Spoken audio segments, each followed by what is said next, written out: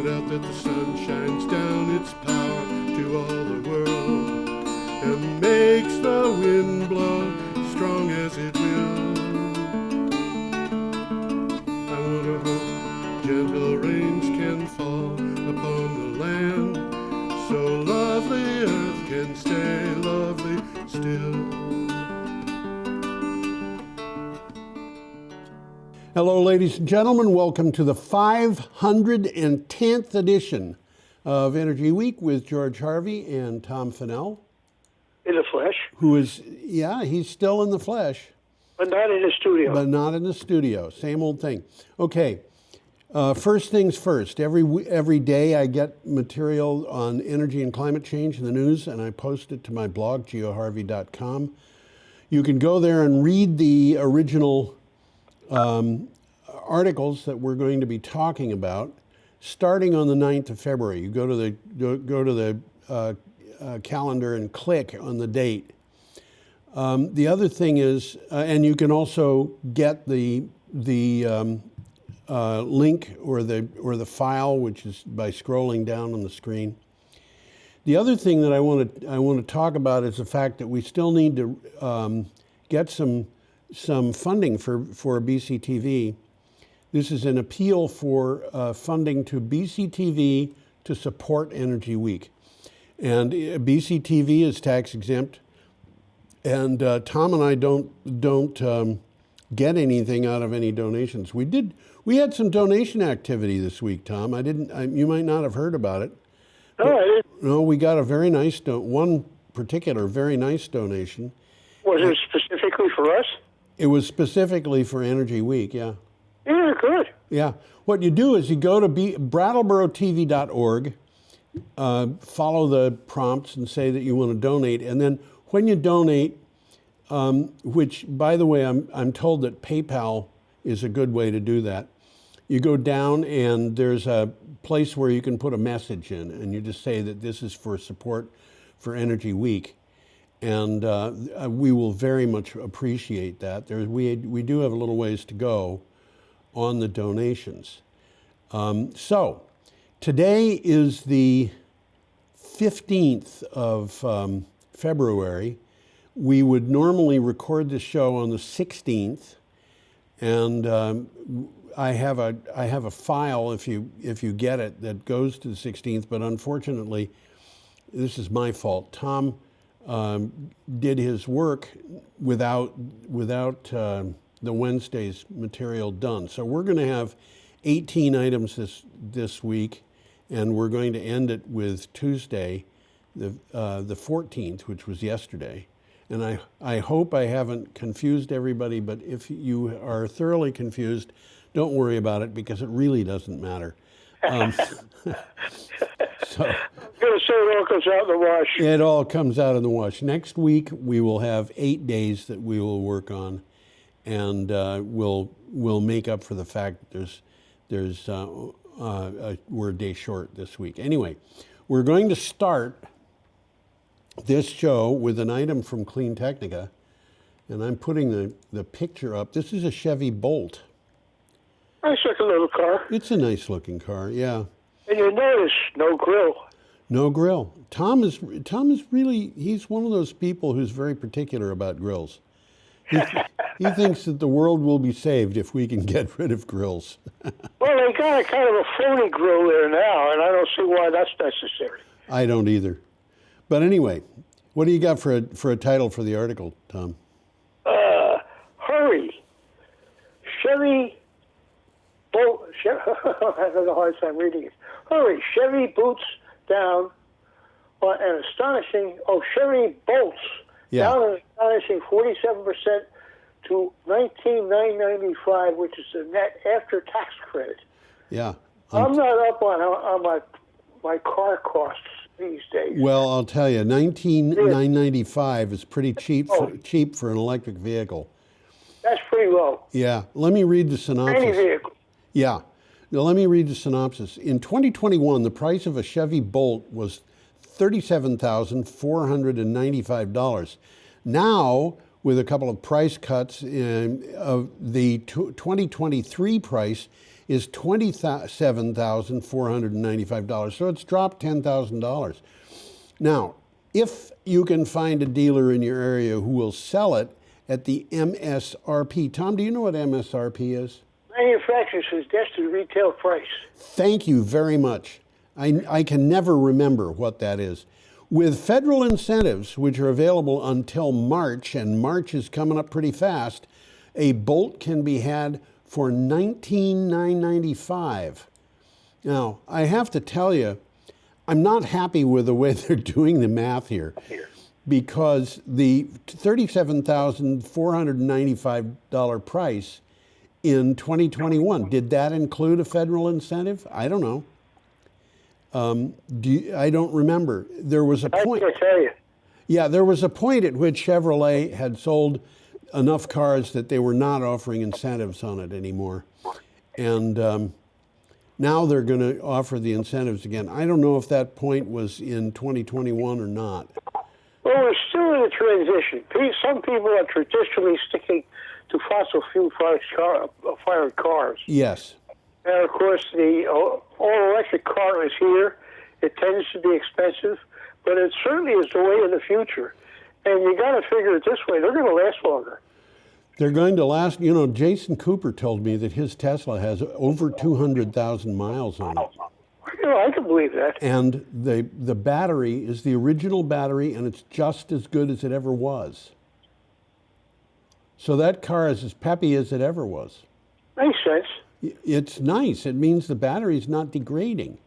And these. Well, this is the way of the future. There's no question about it. I believe you're right. So do you have more on that, or should we go on? As I'm fond of saying on this show, you know, back in those days, people actually used to pay for fuel. You have said that a few times. Should we go on, Tom? Sure did. Okay. We have a picture here of a barge on the Rhine River.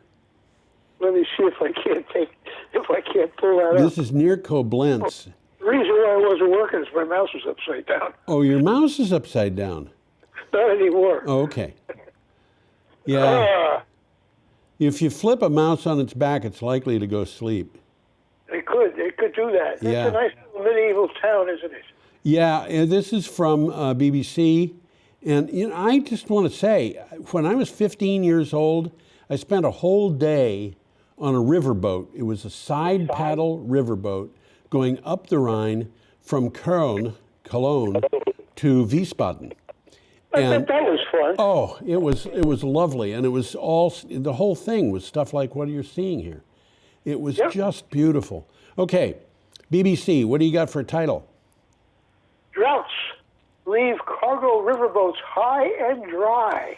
Yeah, this is kind of not very nice. Increased droughts are forcing shipping companies to abandon some of the world's main river cargo routes, not just the Rhine, it's a bunch of different places.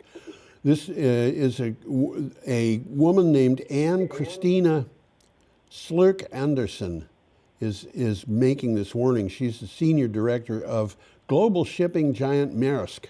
On the Rhine, record low water levels mean that some vessels can only carry 25% of their usual load. Well, that's costly. Yeah, they're only going to carry stuff that is worth carrying because it's going to cost them just as much to move that ship with 25% as with 100%. And they're going to have to charge a much higher shipping rate. So why would they do that? Very interesting. But yeah, it means that there's additional resources being used from the railroads, and of course from trucking. So yeah, overland. Yeah, exactly. Okay, should we go on? Can't dance, as I'm fond of saying. Our next picture is a picture of the Great Wall of China. How mysterious. Very interesting picture, isn't it? Isn't it a beautiful picture? They had to keep those foreigners out. I've read from time to time that they were not trying to keep people out of China. They were trying to keep people in, so that the knowledge they had would not migrate out of the country. Anyway, speaking of knowledge, this is from a publication called Energy Intelligence. How China achieved its clean tech dominance. Yeah. They're going for it. They're definitely going for it. Yeah, China holds commanding lead in manufacturing most low-carbon technologies and looks likely to remain highly competitive. But the landscape is nuanced and varies by technology. There is still potential for other countries to catch up, thus diversifying global supply chains. And you know, this is something that I find almost, really frightening. Really frightening that the United States has allowed itself to get so far behind China in so many ways. And you know, I've mentioned this before, Tom, when I was a kid, and I'm sure that you felt the same way, when somebody talked about China, the vision that came into my mind was people in broad conical hats out in the rice paddies planting rice. And if they made something, it was cheap Chinese goods. Exactly. And you know, they had, their navy consisted of one cruiser, 3 destroyers, and 247 junks, you know, or whatever the number of junks was. They were poor. They were a third world country. And now they're getting into a position where they're dominating whole branches of technology. Wind power. Yeah, wind turbine manufacturing. They're a big force in that. But in solar panels, they got to a point where they were making over 90% of the world's supply of solar panels. They have got huge parts of the supply of a bunch of things, including rare earth metals and electric buses and electric heavy machinery and so forth. And why? It's because the United States has purposely tried to stay out of that market, and that meant that the market was just open for anybody who wanted to take it, and the Chinese were right there to take it. Interesting combination of communism and capitalism. Well, you know, as I look at this, I don't think that you know, that there are people in the United States, many of them have been my friends, who say that socialism is terrible. But it isn't socialism that's driving climate change. Socialism's never been tried anyhow. Well, I suppose you're right, Tom. Yeah. Certainly not National Socialism wasn't, and the Soviet Socialist Republics weren't. Yeah. They were, well, in nationalism, it was private enterprise was leading the way, and in Soviet Union, it was all the government. Yeah, you're right. The worker did not own the means of production. The government owned it. Well, you know, that was the trick that the people in the Soviet Union, the leadership, figured out, was that it really doesn't matter whose name is on the deed. The thing that matters is who controls it. And, you know, the deed said it was the people's Rolls Royce that was in the photo, in the carpool at the Kremlin. Yeah, that's right. The guy didn't own the car, but he had exclusive use of it. Well, not exclusive, you know, but he did have nearly exclusive use for 5 Rolls Royces. I am told by a woman whose uncle used to drive him. That was Lenin, by the way, that this guy drove. Interesting. Yeah. Okay, we're up to February 10th, which is a Friday, and I'm going to put up a picture. I don't know where this picture was, but it is a picture of a snowy street, and it looks like it could be in New York City or Boston, or certainly not downtown Brattleboro. I've got that same picture, and yes, it's an interesting picture. Yeah. Anyway, this is from Clean Technica. What do you got for a title? Heat pump wars in Maine. Yeah, New England and much of the Northeast U.S. suffered through a brutal cold snap lately. Much to the surprise of many, a heat pump designed for operation in low temperatures, and not all of them are, is quite capable of functioning just fine even when the temperature outside falls below zero. I should point out, not much below zero. And the message is getting around And one of the things that these heat pumps do is they know when the temperature outside is so cold that they're not going to operate as efficiently as a regular space heater. And when that happens, they just become regular resistant space heaters. So Makes sense. yeah, that's what but these cold temperature heat pumps will work down to, some of them, 10 below zero. They keep dropping. That keeps dropping. Yeah, and last week we did have temperatures in Brattleboro that got down to 15 below. Yes, we did. And that's, I think, the coldest I've seen since I moved here, which was 18 years ago. I'll be darned. I can't swear to it, but it was pretty cold. The neighborhood cat was not happy. She wanted to come inside. It's interesting because right now I look out my window and the grass is green. Yeah, well, we're having a much warmer than normal winter. And by the way, 2 winter storms are forming in the United States, and I think they're both supposed to be missing us. Everything so far has missed us. Yeah. Okay, except that one cold snap. Our next storms. Yeah. Okay. Our next item is from Clean Technica. Surprise, surprise. Surprise. It's a demonstration of youth. That's right. What do you got for a title for the aims to beat Chinese. I can hardly read it. California aims to boot dirty investment with California Fossil Fuel Divestment Act. Right. One of California's big recent announcement on climate laws is that state policymakers have introduced the California Fossil Fuel Divestment Act. It would require all large corporations to report carbon emissions, including their Scope 3 emissions. I want to put that picture up. I forgot to do it originally. You know what that means, Tom? You know what Scope 3 emissions are? Oh, I was just going to ask you that. Okay. I'm glad you did. The carbon emissions associated with companies include the carbon emissions that they make producing their product. That's Scope 1. Scope 2 is the carbon emissions of their suppliers. Okay. And Scope 3 is the carbon emissions that the customers produce using their product. That's interesting. Now, Scope 3 emissions means if you're going to report your Scope 3 emissions and you're selling gasoline in California, you're going to have to figure out how much emissions that gasoline is producing and then report that amount. Now, fact is, it would be easy for anybody who has the data on how much gasoline is being produced by a particular company to figure out what the Scope 3 emissions are for that company.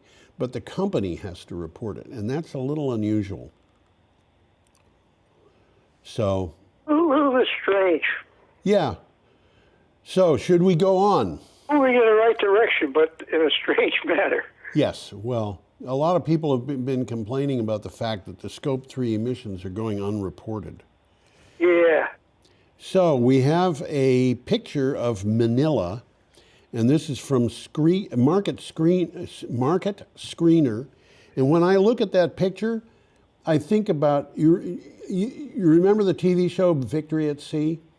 Yes. They had pictures of Manila being liberated in that. And I think of what Manila looked like when it was being liberated.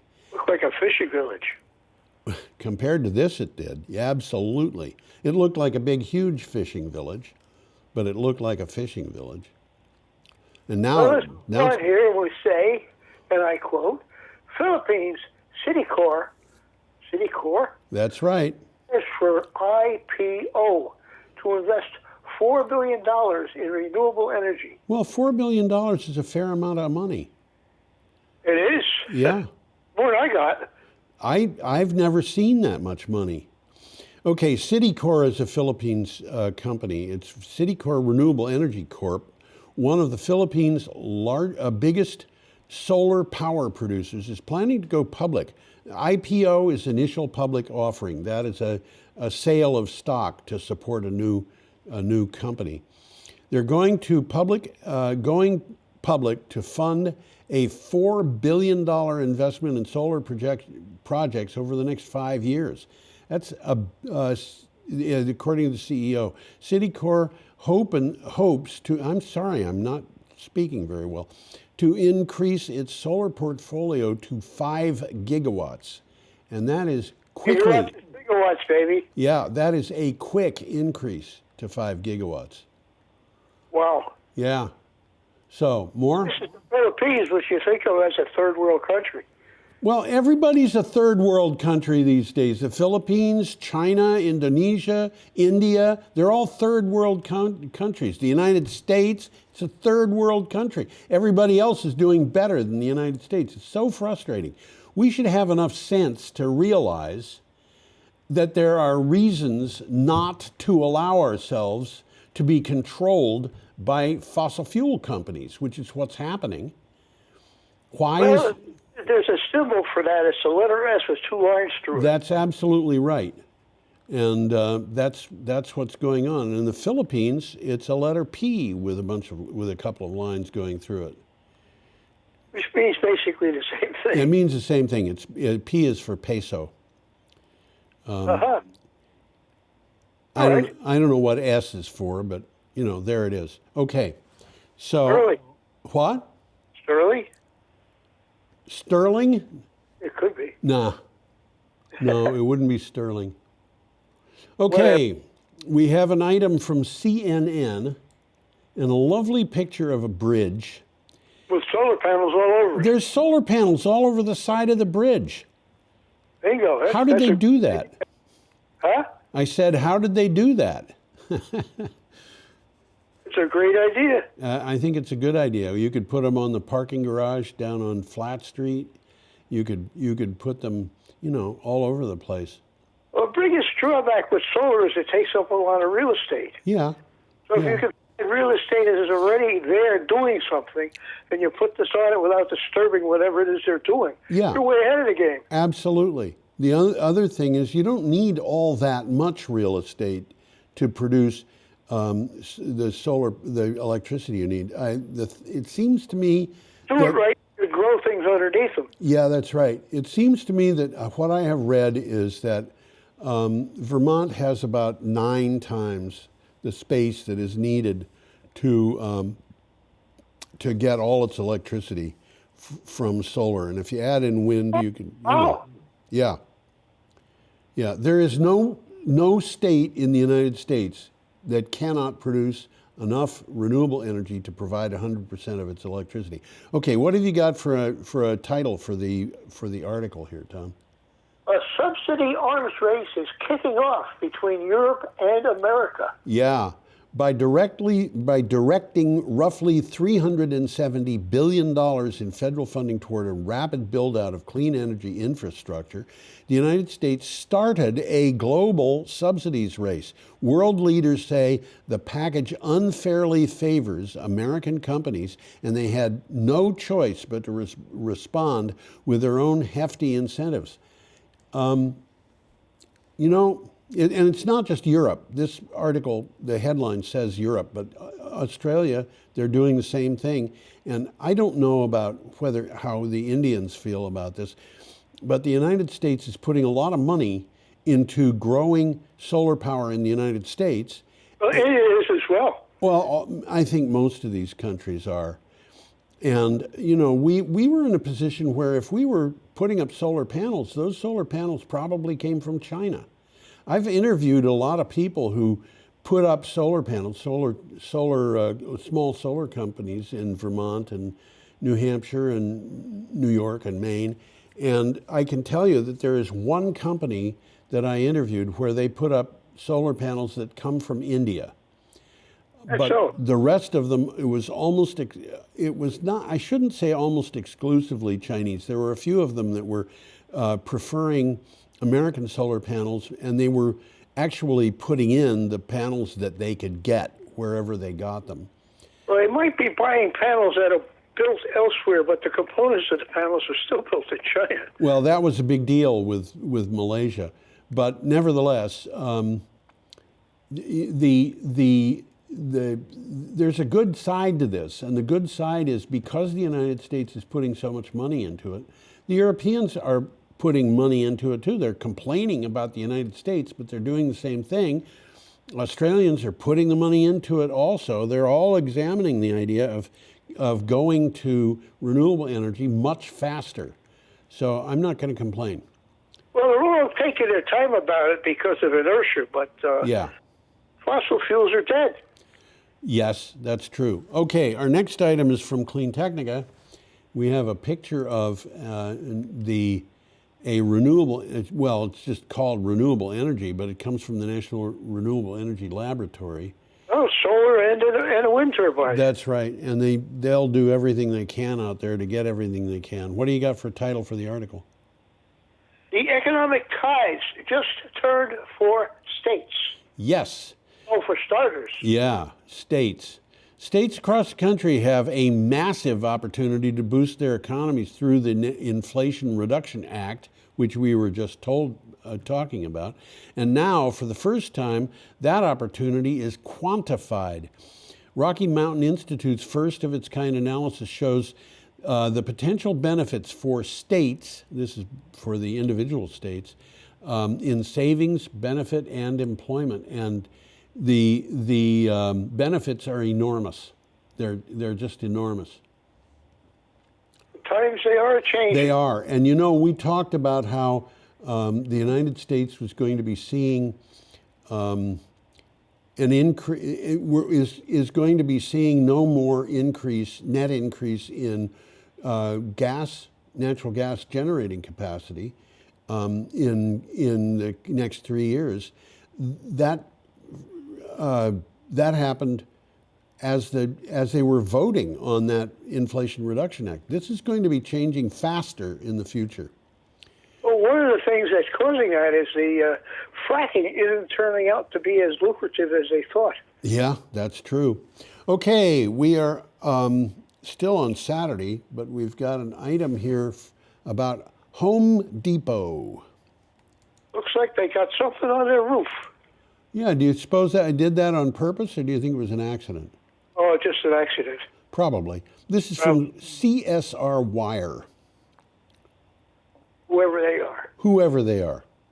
The Home Depot furthers investment in renewable energy at stores, installing 13 megawatts of solar power across California. Yeah, the Home Depot is partnering with DSD Renewables to install 13 megawatts of solar power on the rooftops at 25 store locations in California. Makes a lot of sense. It sure does. Home Depot's renewable energy goal is to use 100% renewable energy by 2030. Makes sense to me. It sure does. And you know, if I'm going to make any predictions, I would bet that they're going to achieve 100% long before 2030. Long before 2030. Oh, yeah, because they're going to save money putting that stuff up. They're going to want to do it as fast as they possibly can. It's saving money, plus they get good publicity for it. That's absolutely correct. Okay, we're up to Sunday, February 12th. We're moving right along here. Yeah, look at that. Look at all those buses. Look at all those buses. Let me get this picture up so other people can see. This is Basigo electric buses, and this is from CNN. I was just going to say, you wouldn't want to bet they're electric, would you? You notice, Tom, there's no grill. No grill. Well, buses usually don't have a grill anyhow. What's that? Buses usually don't have a grill. Well, a lot of buses don't because their engine is all the way in the back. So yeah, right. They have to deal with getting rid of the heat some other way. What do you have for a title? What it has to say about it. Electric buses are driving a silent revolution in Nairobi. Yeah. During the early days of COVID-19, authorities in Nairobi called on the city's thousands of private bus operators to stop running.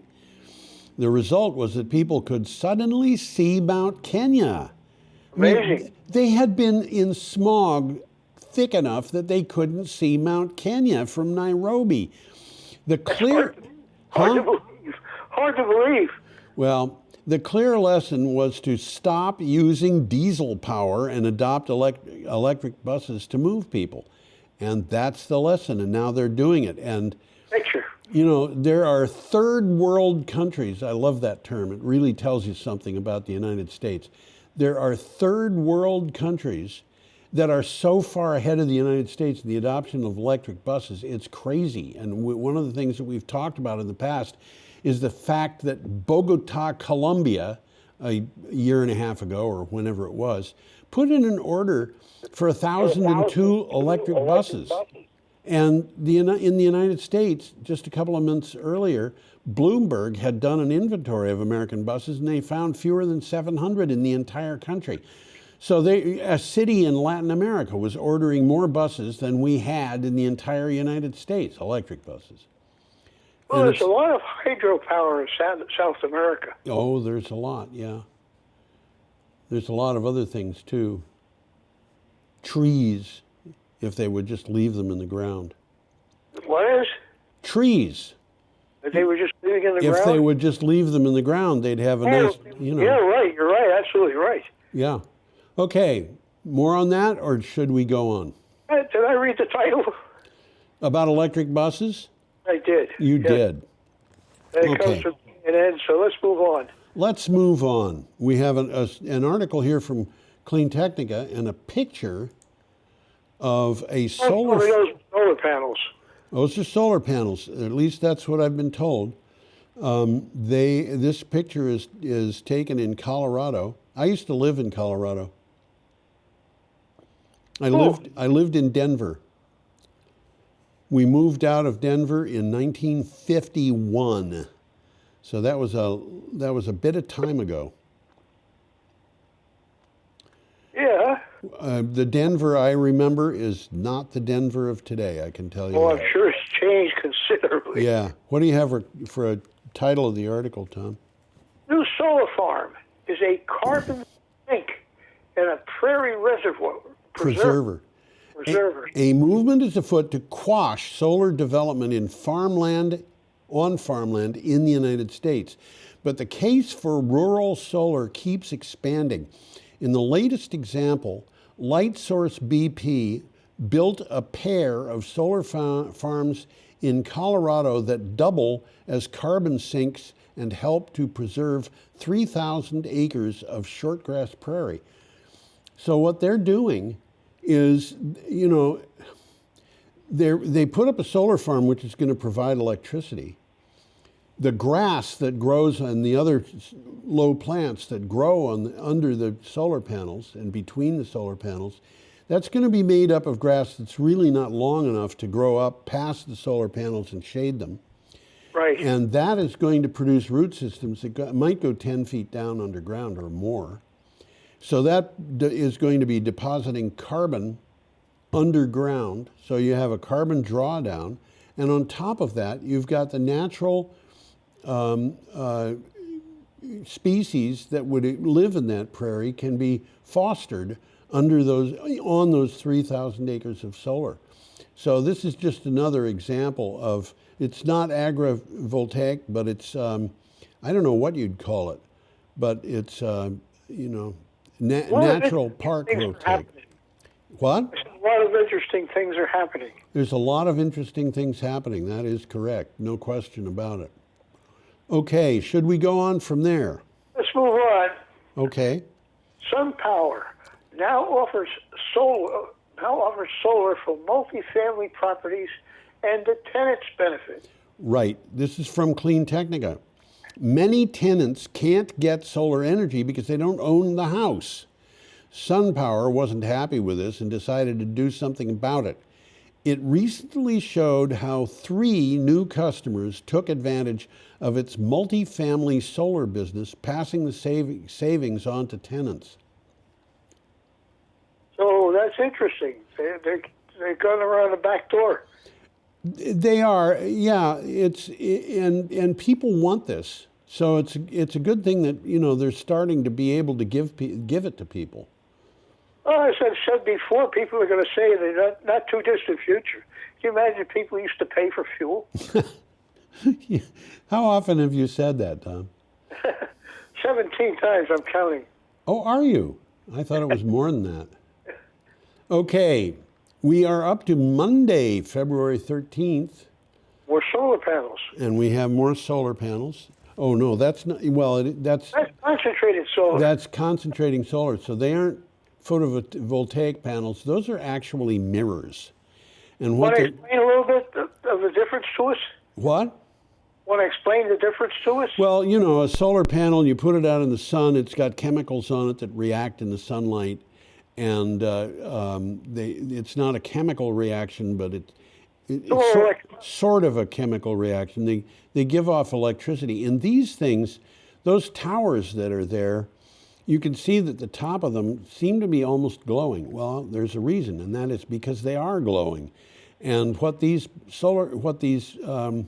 mirrors are doing is they're tracking the sun and reflecting the light onto the tops of those panels, where the sunlight is making the equipment up there get extremely hot, and that is heat that they can trap and store and do things like boil water with it to create electricity.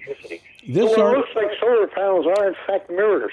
That's what they are. And they're reflecting all of that light and heat right up to those That's right. Those white squares on top. That's right. This is from PV Magazine. There is a concern about these things because every once in a while a bird will fly into the path of all that sunlight and get into trouble, drop dead actually because it's overheated in flight.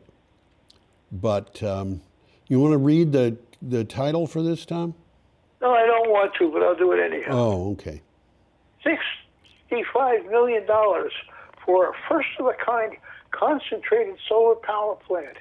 Yeah, the Australian Renewable Energy Agency confirmed that it approved 65 million Australian dollars, which is 44,950,000 American dollars, to help. It's still a lot. It's still a lot.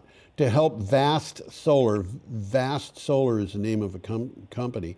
To build VS1, a, quote, first of a kind, end quote, concentrated solar power plant north of Port Augusta. The plant will have a capacity of 500 megawatts and store energy for 4 to 16 hours.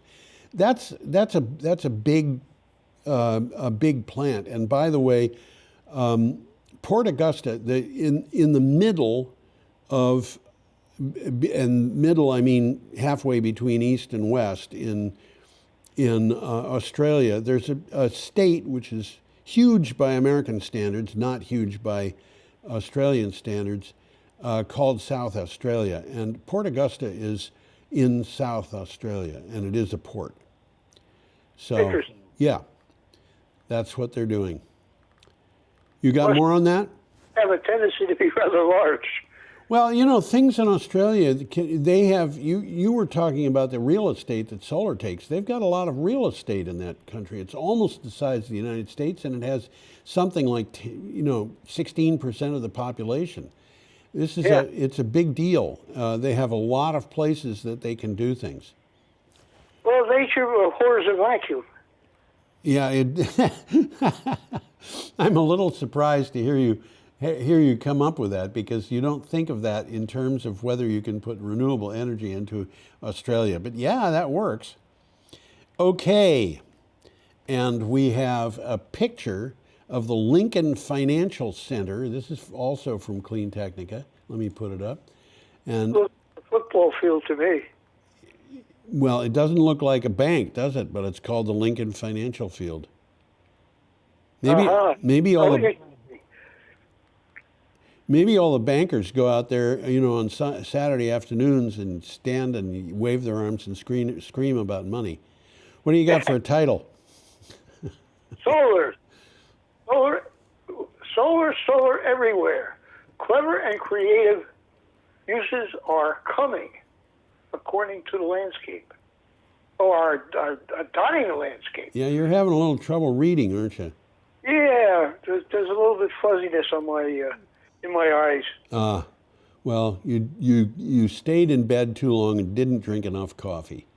As the cost of solar panels continues to drop, it is becoming increasingly competitive as a popular energy source for households, businesses of all sizes, and municipalities.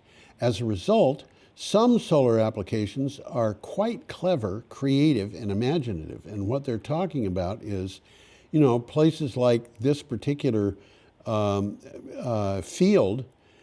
If you look at the tops of the bleachers on the very outer edge, you can see that there's solar panels up there. They sneaked them in, didn't they? They sneaked them in, and I'll bet most people who go to this thing never notice them. Well, they're up on top. Yeah, they're up on top. And they're, even looking at this from the high bleachers across from the other side of the field, I don't think you'd see those panels. I don't think you'd see them.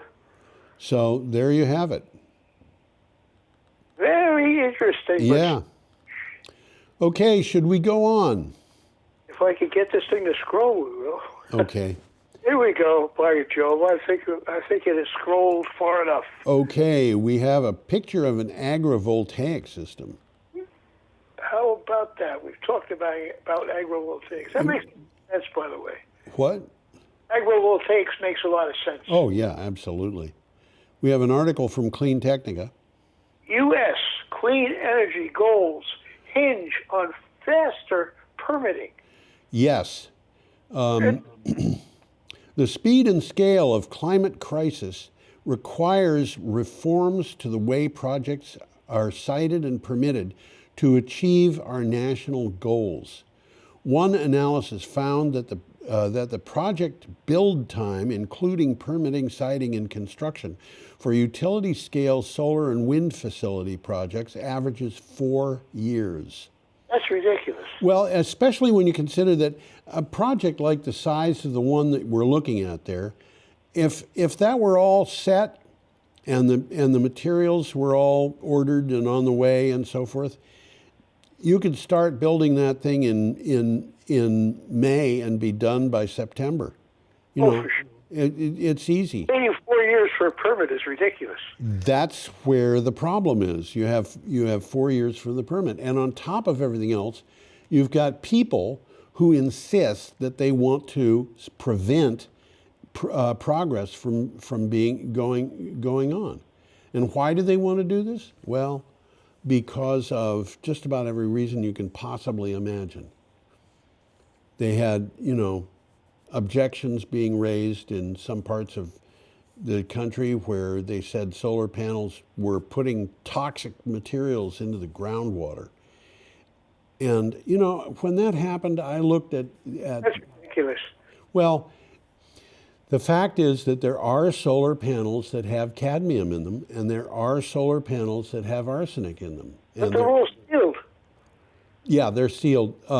The other thing is that they're not used in Vermont, and they are used in places where it gets very hot, and also, incidentally, in places where, because of that, there's not a lot of rainfall. But people objected to that, and then, we had this thing going on in the town in Vermont. The people objected that the groundwater was going to be contaminated, and they invaded a meeting so abusively that the board members, all but one of them, resigned after the abuse that they got at the one meeting. Wow. And then what happened? Well, it turned out that not only did the solar panels that were supposed to be put in not have toxic materials in them, but the groundwater that these people were trying to protect did have toxic materials in it, and they had to stop using it. That's ironic. It's ironic, but it's also, the purpose of the wind turbines, the purpose of the solar panels, the purpose of other renewables, if we're going to be going ahead with this properly, is going to be to try to make things better in the environment. And every Tom, every once in a while I think about the an experience that I had in terms of bird kills. And what happened was when my kids were very young, there was a tree very close to the house, and some robins built a nest in it. And the result of that was that when the eggs hatched, you could look out and you could see the baby robins, and they were only like 4 or 5 feet away. And because the windows were closed and there was glass in them, the robins never really got upset that we were that close to them. And so I was looking at these little baby birds in there, and the kids loved it. And I had to go. That was like a thrill. Yeah, I had to go that day on a trip that involved going on an interstate highway, and I came to a point where the highway was closed for some reason, and everything was detoured onto back roads, and the back roads went through a residential area of a city. So there were lots and lots of tractor trailers blowing black smoke up as they rode down the road in this beautiful neighborhood. And that black smoke was going up into trees. And I thought, there's probably hundreds of nests of robins and other birds up in those trees. And with that amount of toxicity, baby birds are pretty delicate. And I would bet that not one of them survived that day. So what are we trying to do here? They complain about wind turbines giving people headaches, which, by the way, is not something that anybody has ever proven scientifically, as far as I know. And I do pay attention to that. And yet people move to Vermont because it's got fresh air. 250 to 300 people die in Vermont every year because of air pollution, die younger than they should. So what kind of excuse is this that you have to prevent wind turbines from being built, or in this case? Well, I think there's hidden excuses, hidden reasons. Do you think so? I think it's absolutely obvious, but nevertheless, that's what it is. Okay, so our next item here is from Clean Energy Wire, and we have a picture of a wind farm in Germany. And what do you got for a title for the article? German wind power. Oh, for the article. Yeah. German states show unknown unity in preparing faster wind power rollout. Yeah. Okay. The German state signaled readiness to expand onshore wind power, quote, in almost unknown unity, end quote. According to the Economy and Climate Minister, Robert Habeck, his comments came after he met with representatives of the 16 Länder, that is 16 states essentially, to talk about build out of renewables. So they're talking about getting very aggressive about putting in wind turbines in Germany. That makes sense. Sure. Should we go on? I think we should. This next picture is one that I find absolutely fascinating. I got to study it. I haven't looked at it too closely. Well, it's about a battery, and I'm ashamed that I know so little about batteries. Well, don't be. Nobody knows much about batteries these days except people who work on them full-time professionally. But I should have, an electrical engineer. Yeah, well, yeah. At a time when a battery involved somebody using sulfuric acid and whatever. Well, as I said on the show, the only batteries we ever talked about were flashlight batteries and car batteries. Right. Okay, this is not a flashlight battery or a car battery, and I want to point out that there's little black lines running through the upper part of that. Yes, there is. And those black lines, according to the writing that's on the left side, are carbon nanotubes. And what they're doing is conducting electrons through the they're just making that part of the cathode much more conductive than it otherwise would be. So they're improving the efficiency. Exactly. We have a lot of science that we have to learn about batteries, and these guys are working on it. This is from Clean Technica, and I'll bet you have a title. Well, I wouldn't wouldn't take that bet. Oh. EV battery news from CATL Toyo Color and Toyo, Right. whoever they are. Whoever they are. If there is EV battery news, there's a good chance it's going to be about CATL, which, by the way, is a Chinese company. In today's case, the CATL news is actually from a CATL supplier using the name to brag a bit. The news is that CATL will be using Toyo Color's conductive carbon nanotube dispersions, I'm not going to say that again, in its next generation batteries. So they're talking about making the batteries more efficient by using these nanotubes. And the fact that they're tubes isn't the deal. The fact that they are these specialized carbon forms is, this is like graphene, which is sheets of this. Graphene is a sheet form, which is essentially a layer of graphite that is one atom thick. Right. And it has just incredible properties, physical properties. It is extremely highly conductive, both of electricity and of heat. And it would be very cheap if they just figure out how to make it. But they can make these things, these carbon nanotubes, which are basically just groups of carbon atoms that are grouped together in what is literally a tube. Although the wall of the tube is only one atom thick. And I don't know what kind of atom you could fit down the middle of that tube, but I'm not sure. I just don't know what it would be. I would guess that you could probably fit a hydrogen molecule down pretty easily. Oh, you could probably fit protons and neutrons. Oh yeah, absolutely. But the important thing is that these carbon nanotubes are extremely conductive of electricity, so they're useful in these batteries. Well, I've said this on the show. There's been more improvements in batteries in the last 10 years than there was in the previous 100. Yeah, absolutely. Okay, we have a bit here from Clean Technica. Oh, not Clean Technica. This is from Renews. And we have a picture of wind turbines out at sea. What do you got?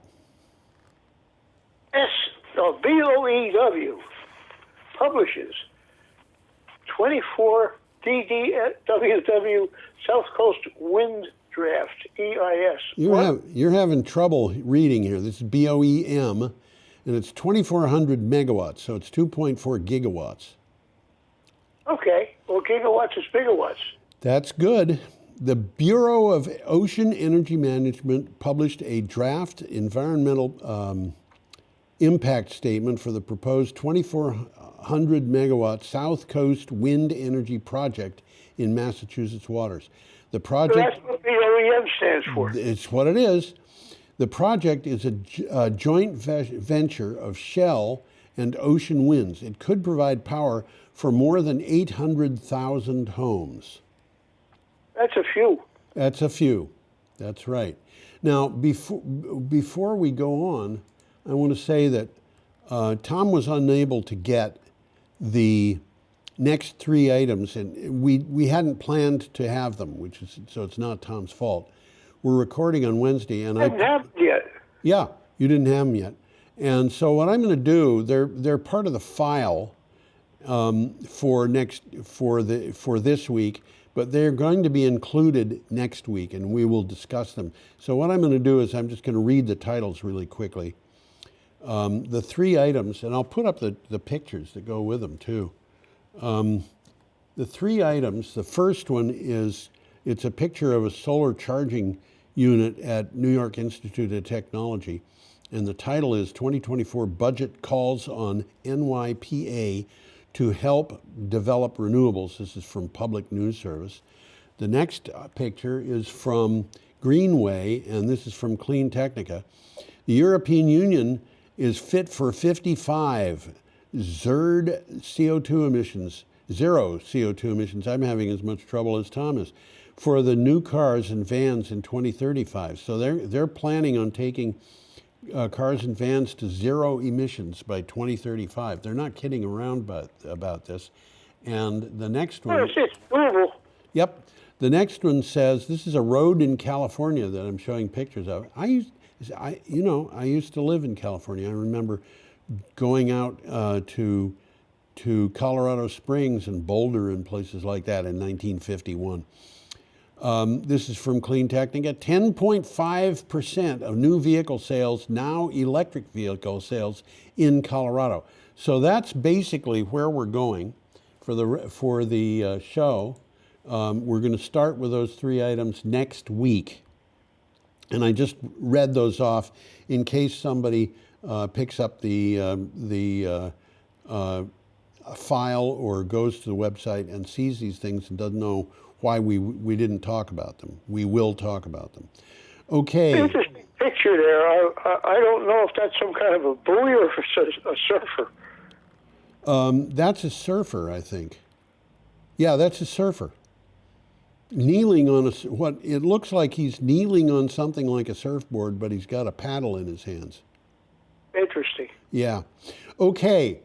For what we're going to do is we're going to wish everybody have an incomparably delightful week. I'll second the motion. Yeah. And Tom and I are waving goodbye. And what do you have to say about it? So's my cat. You're supposed to say, "I'll come back." Y'all come back now and see us, you hear? That's right. There you go.